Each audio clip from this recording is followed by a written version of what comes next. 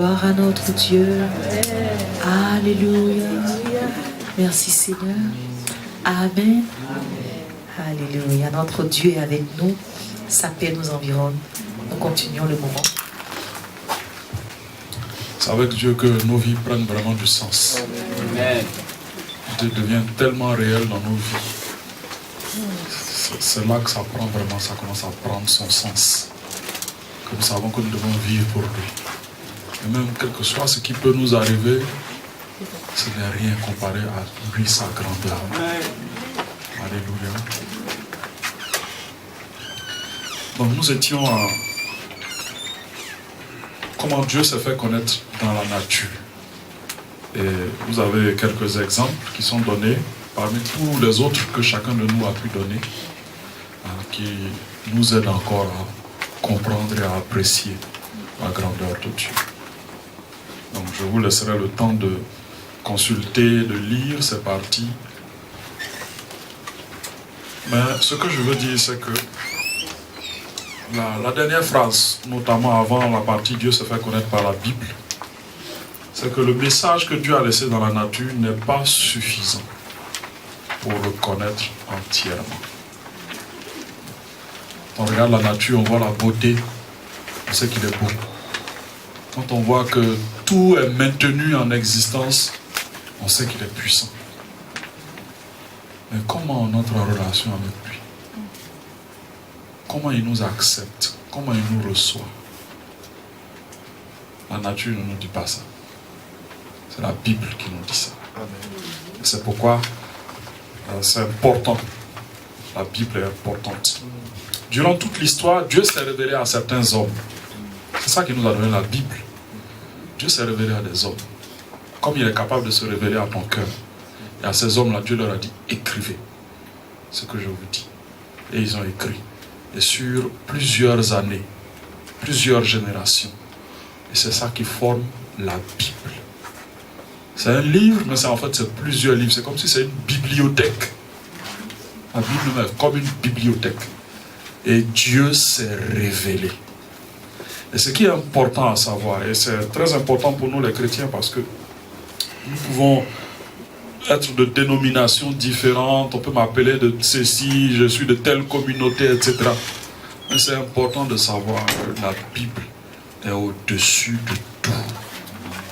C'est au-dessus de ta communauté dans laquelle tu es. C'est au-dessus du pasteur ou du serviteur de Dieu qui est celui qui te guide ou te conduit dans la marche chrétienne.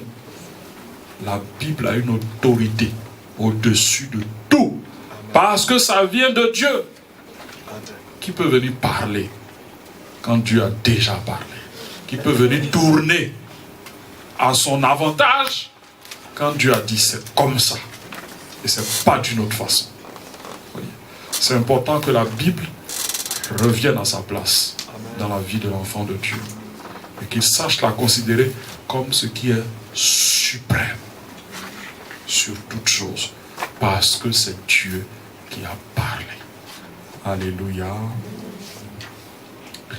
Donc Dieu s'est fait connaître par la Bible. Et Dieu continue de parler aujourd'hui. C'est très important. Dieu parle aux hommes. Vous avez nos sœurs, nos frères qui ont rendu témoignage. Chacun a pu dire, Dieu m'a parlé de cette façon. Mais c'est très important de savoir qu'il y a aussi un autre qui parle. Et lui n'est pas Dieu. Et il donne l'impression qu'il est Dieu. Il faut savoir faire la part des choses entre ce que Dieu dit, ce qui vient de lui et ce qui ne vient pas de lui. Quand quelque chose vient de Dieu, c'est toujours en accord avec ce que la Bible dit.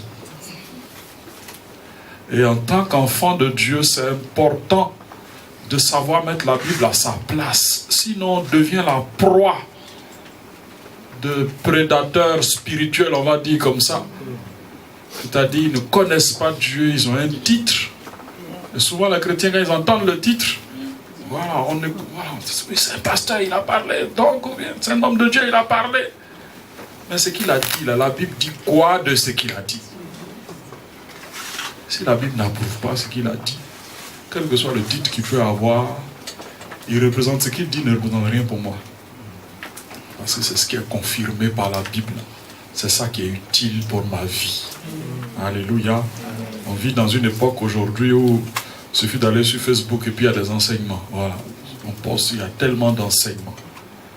Mais si l'enfant de Dieu lui-même ne s'est pas accroché à la Bible, tu es exposé à plusieurs faux enseignements. Parce que ce n'est pas tous ce qui disent Jésus, Jésus dans la bouche, qui eux-mêmes sont des serviteurs de Jésus. Parce qu'eux-mêmes, ils vivent une vie en opposition avec ce qu'ils disent. Beaucoup le font. Donc, si on ne sait pas venir à la parole de Dieu, on s'expose nous-mêmes à beaucoup d'enseignements qui n'honorent pas Dieu. Et un enseignement qui n'honore pas Dieu, c'est comme une nourriture qui est pourrie ou avariée. Quand tu absorbes, ça te crée des problèmes pour ta marche chrétienne. Donc la Bible, revenons à la Bible, c'est celle-là qui est l'autorité de Dieu et c'est celle-là qui est la première source pour connaître Dieu. Alléluia. Amen. Toute écriture, 2 Timothée 3,16, est inspirée de Dieu. C'est pourquoi on dit la Bible ne se trompe pas. Elle ne peut pas se tromper. Parce qu'elle vient d'un Dieu qui a tout créé, qui sait tout. Donc, il ne peut pas écrire dans la Bible des choses qui ne sont pas prouvées scientifiquement, puisque la science, c'est lui-même qui a pensé ça. Les lois, là, c'est lui-même qui a créé. Donc, il ne peut pas inspirer quelque chose qui est faux. La Bible est vraie. Et c'est une puissance, une intelligence qui est tellement supérieure à la nôtre. Et quand nous ouvrons la Bible, c'est avec beaucoup d'humilité que nous devons approcher de ces mots, parce que nous savons que celui qui a inspiré là, notre intelligence n'est rien comparé à son intelligence à lui, sa sagesse à lui, sa puissance à lui.